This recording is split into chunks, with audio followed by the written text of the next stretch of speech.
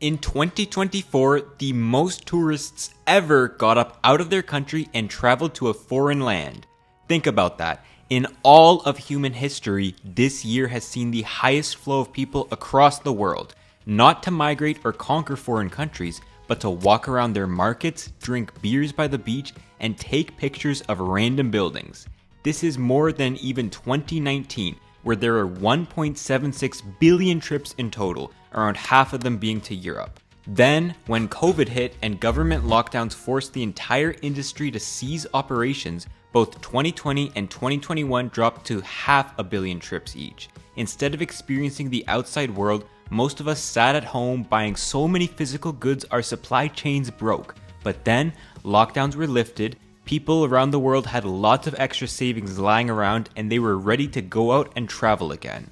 At first, it started up slowly, but then, after surviving and thriving through the highest wave of inflation in a generation, 2024 finally broke the world of tourism. Although we don't know exactly how many tourists went out this year, the April to June period of 2024 saw 6% more travelers than the same period in 2019. Nowhere is this more obvious than in Southern Europe. After a particularly few good summers, places like Barcelona, Rome, Athens, and Venice have been booming with tourists. The de facto center of this story, Barcelona, is already up 20% compared to its pre-pandemic levels. And if you've ever been to a touristy area, especially in the summertime, you'll feel it too. Not only are crowds of people everywhere, but the city's infrastructures and services can be strained. City centers are often converted from local shops to ones catering to the much larger and more frivolous tourist population, and it can seriously harm the stability of the local economy. Much like how a natural resource can suck in all the investment in a mining-dependent area, nice weather and beaches can suck in construction resources, transportation networks, and most importantly, young people into the hospitality business, making much of the population dependent on a highly seasonal, often low-paid income. So in the summer of 2024, locals fought back. Across Southern Europe, you can find the welcoming graffiti of "Tourists go home," "Why call it tourist season if we can't shoot them?" and the plain old "Kill a tourist." But no shots were fired. Locals only shot tourists with water this summer during large protests in Barcelona. There were also protests in Malaga and Palma over over-tourism, and a hunger strike in Tenerife over new hotel developments. And city officials across Europe have responded to general discontent with these crowds. New restrictions put crude caps on some of the world's most popular destinations. 8,000 visitors a day in Santorini, 20,000 a day to the Acropolis, and 20 million a year in Amsterdam. They've limited cruise ship dockings in Amsterdam and Barcelona, and these two cities have also banned new hotel constructions. Venice has started charging €5 a day for day trippers entering by land. Portofino will fine up to €270 for idling in a crowded selfie spot. Barcelona has removed a popular bus route near one of its most visited destinations from Google Maps. Amsterdam has run a stay away ad discouraging those wild British tourists from using their streets as one big party. Japan briefly put up a fence blocking the view of Mount Fuji from a popular trail to prevent overcrowding. And again with Barcelona, they now put a tourist tax on every night you spend there. I've been hit with this, and it came out to around $4 a night, nothing too substantial.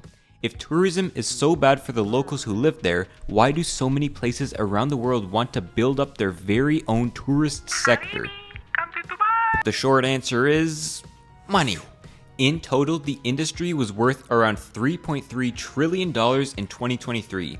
It also made up 3% of global product, 6% of trade, and somewhere between 5 and 10% of the global workforce. This is a serious business. And if a country does not have many resources or a productive workforce, its history, natural beauty, or beaches can be a great way to kickstart investment.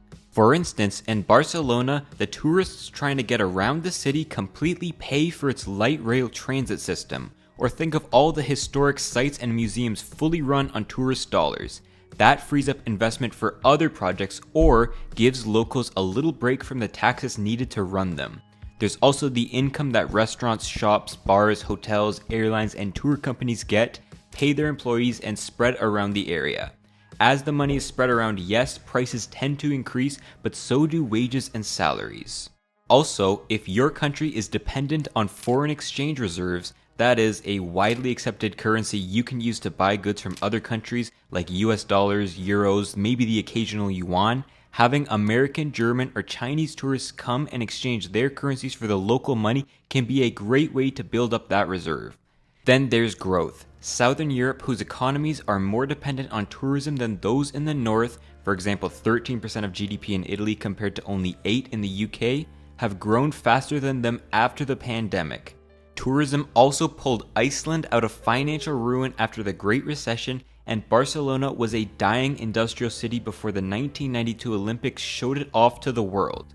Even Amsterdam, a city home to many world-class companies and the hub to one of the richest and most productive populations on Earth, gets 1/7 of their income through tourism.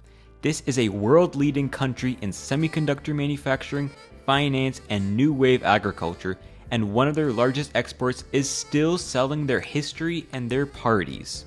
It really is a great way to promote social mobility and build up wealth, which is why middle-income countries like the UAE, Saudi Arabia, China, Georgia, and India are dumping billions into their own tourist paradises.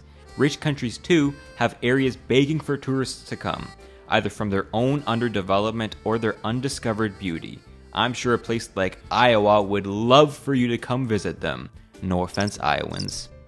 The problem is that so few places actually get substantial crowds that it's concentrating everyone in a handful of areas. Perhaps this rose out of social media, with certain iconic places cementing themselves in American or Asian minds, giving you more clout than going to a relatively unknown area.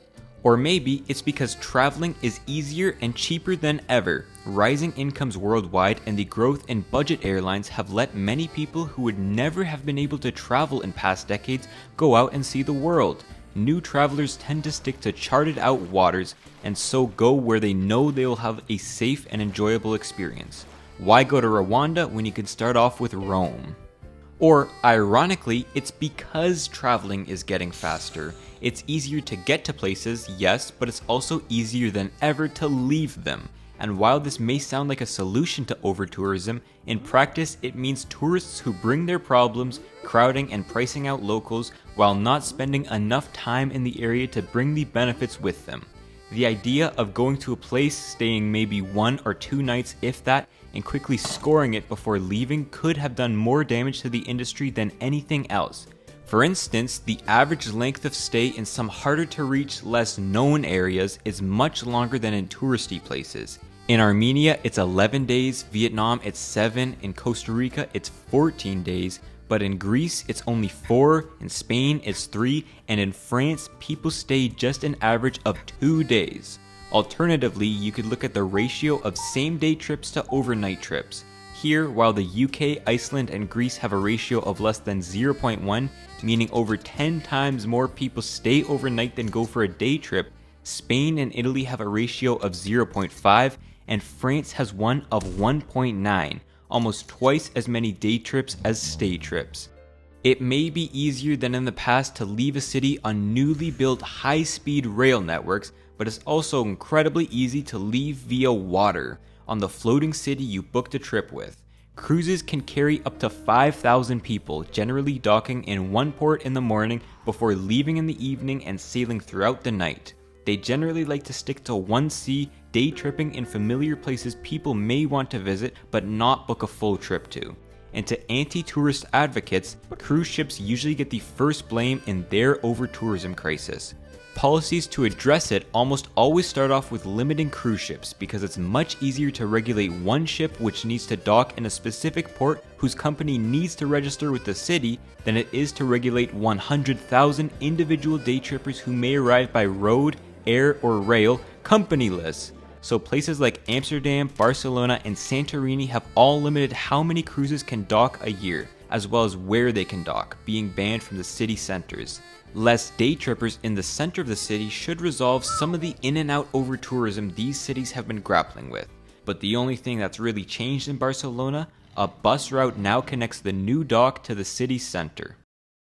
But by far, the largest complaint about tourism has to do with living costs, specifically how much it takes to buy a house. For many years, we lived in a kinda segregated housing market between locals and tourists. Locals would live in apartments and homes, and tourists would stay in a separate hotel bubble.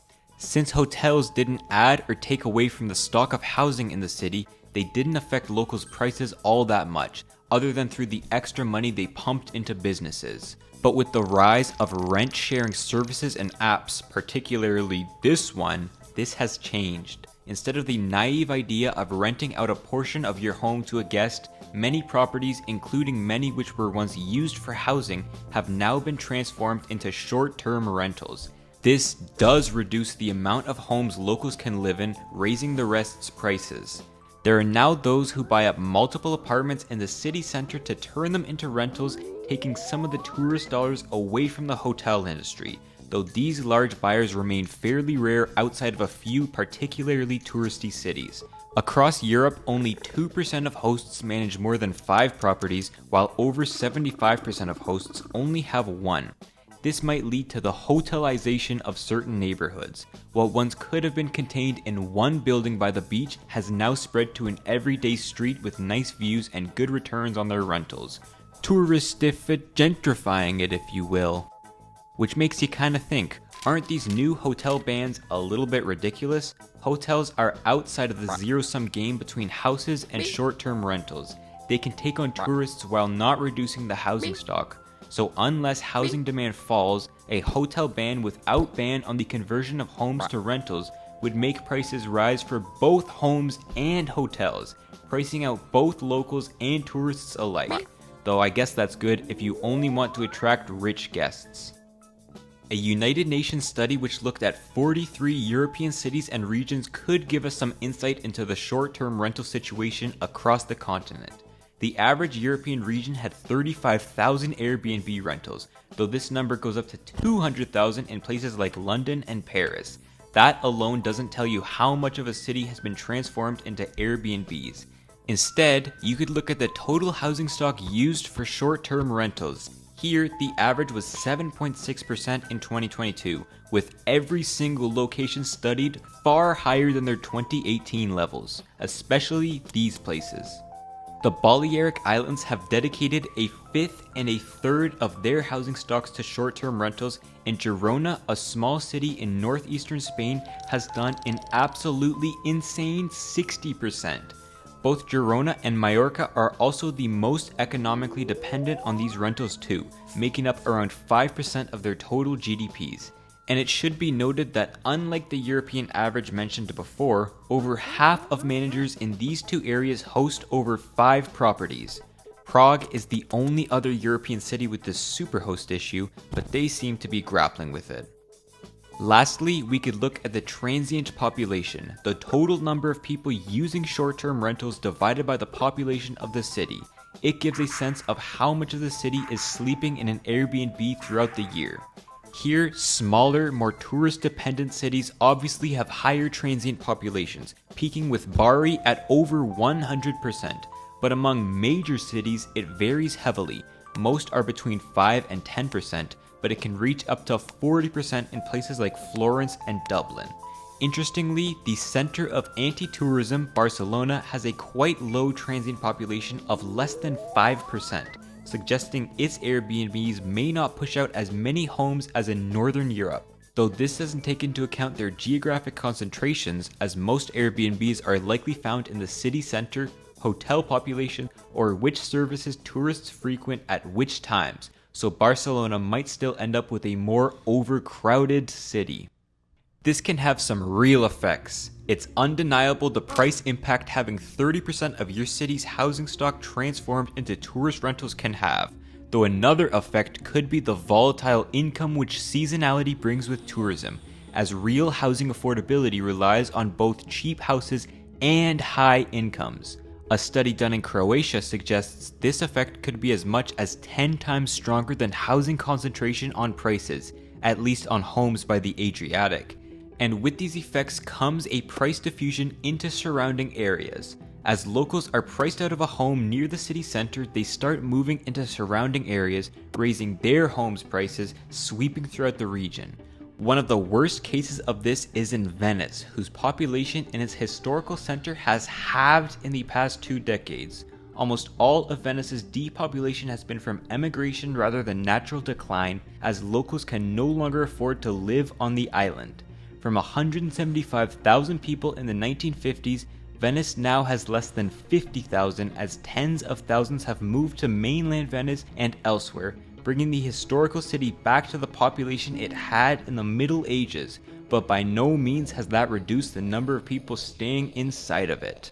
So what could be done? It seems like almost all the solutions to this crowding, both put in place and proposed, are ones pushing for degrowth, or the reduction of the tourist industry.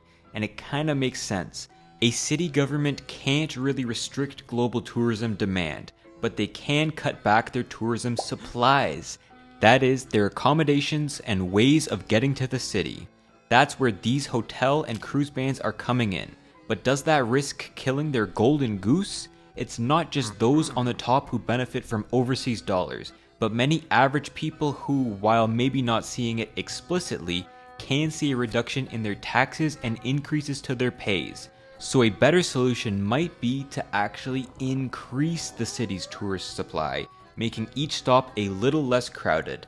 But since that can't be done quickly, another would be to spread it out throughout the country or to the off-season. Perhaps to start programs with scouting agencies to develop the interior's tourist sector.